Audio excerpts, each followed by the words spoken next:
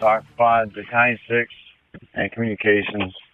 I'm in Fort Armistead. Be advised, the entire bridge, the entire key bridge is in the harbor.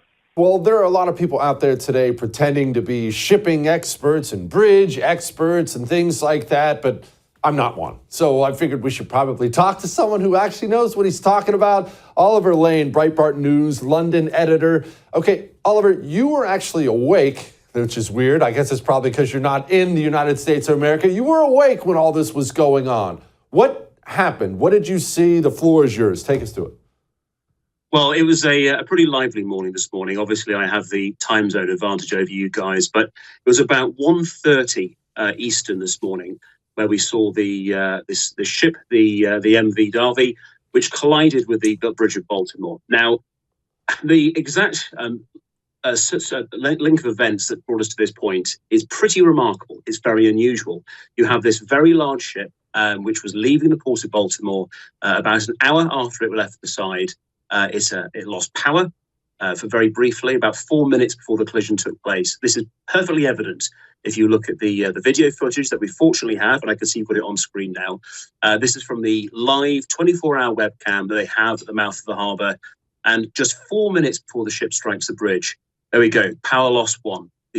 All the deck lights go out, and this is a very clear indication to us that they've had a total loss of power on board. This is something that should never happen. The crew are able to get the power back on in a limited sense, I believe, within approximately 1 minute. You see not all of the lights are back on, and at this point, and again you can see this on your screen right now, a large plume of smoke, black smoke, rising from the ship. At this time, the ship is clearly turning. If you think about the way that this footage has progressed, this is a stationary web camera, so we can see the way the ship is changing in relation to the viewer. At the very beginning, you have the ship which is slab side on. You can see the side of the craft. At the time of collapse, which we've just seen, the ship is basically head on. So you can see it is engaging in a starboard turn. Now, obviously, this shouldn't be happening. That is a deviation from its intended course, and that is what causes the collision with the bridge itself.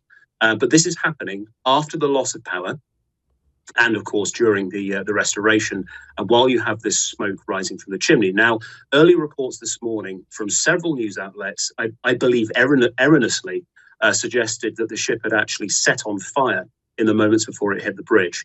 Looking at this footage, I think it is pretty clear that's not what happened.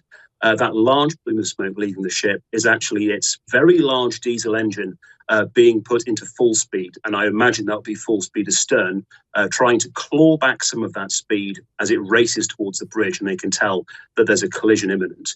We've heard from the governor of Maryland that the ship was going at 8 knots at this time. Now, that's actually very fast for inside a harbour area like this, but yeah, that's something to look in at another time. But it's the vast energy imparted by a ship of that size. Its maximum theoretical weight when loaded is something like 110,000 tons, and even traveling at 8 knots, say 9 miles an hour, which it is approximately 110,000 tons traveling at that speed. The theoretical energy that imparts is so enormous that realistically no bridge on Earth, I believe, could withstand that sort of impact. Okay, there's so much I want to get to with you. Sorry, Oliver, for the really stupid questions I'm about to ask, but I'm going to ask them because I'm stupid.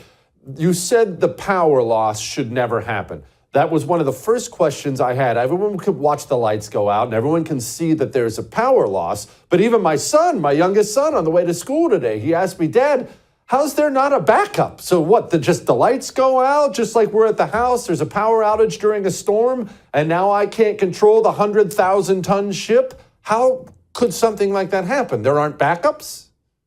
Well, there are backups, and this is where I say these sorts of things should never happen. But clearly this is a cascade failure.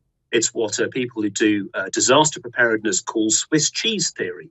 And this is a really weird way of visualizing things, so I hope you'll forgive me for explaining it, but it actually makes sense. If you imagine a slice of Swiss cheese, that beautiful yellow, holy cheese you can see through, stereotypical cheese. If you hold that in front of a sheet of paper, you can see the white of the paper through. If you put another slice of Swiss cheese, which also has randomly paced circles, holes on it, on top of that first slice, maybe you'll be able to see a little bit of paper through where two holes overlap. Put a third slice of Swiss cheese on top, you can't see the paper at all. Again, I know it sounds weird, but this is a great way to visualize risk. Because if you just have one system in place, that risk shines through. Bad things will happen. If you have two redundant systems in place, maybe you'll be okay. You can only see a little bit of risk. And every time you add another layer, you get safer and safer. And that's a great way of visualizing cascade failures. So because one system failed, the primary engine, and clearly other things were not operating as they should have been, or there was not enough time to bring them to bear, or there was not enough space to bring them to bear, the catastrophe happened. So that's what we're looking at today. So one of these ships, they have a single prop, that's a single propeller at the back, that is powered by a single engine. But yes, there are backups. In many cases of a ship this size, several backup systems. But it looks to me, and I'm looking at the notes I have here, so forgive me from looking off camera, we're looking at power out at 05:25 and 20 seconds. This is UTC time. So that's 01:25 Eastern. And that is all of 4 minutes and 20 seconds before the collision. This is such an incredibly small amount of time in which they've got to attempt all of their initial startup systems, try and get the engine back on. And I think we could see that happening with that plume of smoke.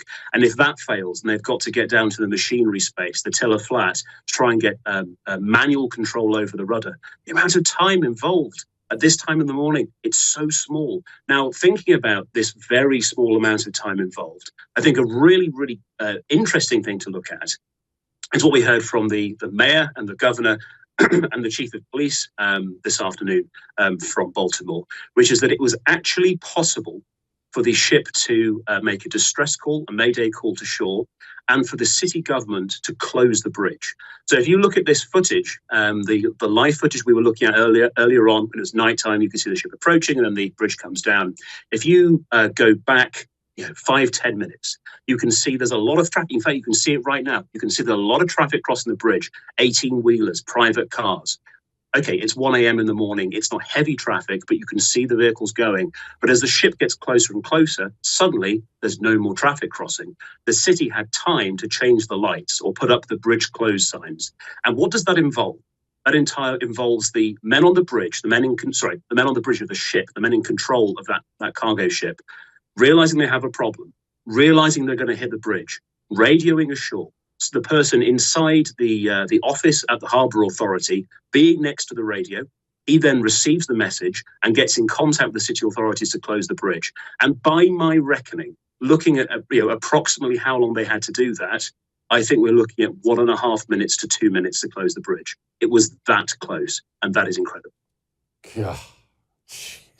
Okay, we could probably nerd out on details of this till the end of time, but I have a lot more I need to get to with you. The Port of Baltimore. People do not understand, most people, normal people do not understand shipping, how it affects a nation's economy, how big some ports are. Many are a lot bigger than others, right? There are big ones and really important ones, and there are small ones that aren't as important. What is the Port of Baltimore? So the Port of Baltimore is one of the United States' largest ports in the Northeast. It's certainly not one of the largest in the country, but the degree to which that actually matters is not enormous. And let me tell you why. The Port of Baltimore, I think, is the 17th largest port in the US. But in terms of specialist trading, it is the largest. For instance, we learn from the city of Baltimore in a press release released just last month, February, that last year, the Port of Baltimore handled more traffic of car deliveries. So this is new imported automobiles from Europe, the Far East, China, South Korea, etc. They received more of these imported cars last year than any other port in the United States. And not only was it that the case last year, they have achieved this feat of being the single major point of debarkation, I should say, every year for the past 13 years. So it's not like all of the other ports in the United States have a huge amount of spare capacity and they can just absorb all these imports that will be going through Baltimore. That's not the case at all. Things are run on very, very tight margins. That's always been the case in shipping. That's not unusual. And that's just one kind of import, cars and trucks. There's also agricultural machinery. There's also the container trade, which this ship was carrying. That had 9,000 containers on board. I believe Baltimore dealt with over 1 million containers last year. I think it dealt with merchandise worth over $80 billion. So think about the potential economic impacts of losing a single port to this enormous degree. So it may be closed for weeks or months, depending on how seriously your government takes this. Because, okay, if we get specialist engineers in, this could be a job of months. If you look at the Costa Concordia, which was a very large ship that was lost in the Mediterranean, that actually took, I think, almost a year to recover, if I remember correctly. Then again, the federal government may get involved. Of course, there will be costs involved in this. That will add on to your borrowing and therefore your inflation. But you get the Navy in. You could get specialist engineers in. You get divers in, and perhaps this could be cleared faster. In any case, the port's going to be closed for a while. All this is going to back up the international trade system. This is going to add to costs. This is going to create delays in your economy. This is all inflationary. And that's a very important point to take away. Yeah, that sure is. Okay, the bridge itself, bridges matter, especially bridges over a mile long. This is a major bridge. What effect does that have? Well, obviously, you have this bridge which carries four lanes of traffic. It doesn't carry a railway, which I believe President Biden might have suggested earlier on today. Don't quote me on that. The fact is, it's one of several bridges over the river outside Baltimore, but it's the one that avoids town. And this is, bear in mind, this is the road corridor that'll take you between Washington, D.C. and New York. This isn't somewhere that's out of the way. This is a major thoroughfare on the northeast coast of your country. So you lost this road. Yes, there are other bridges further inland, but you're pushing the traffic inland. And that means enormous congestion in Baltimore, or you're diverting around the city, which means enormous delays to the deliveries. And think what this means to the delivery schedules of freight, of 18-wheelers, tractor trailers. And this, again, it's all adding into the inflationary aspect of this loss. Oliver, I cannot thank you enough. That was wildly informative. I appreciate you.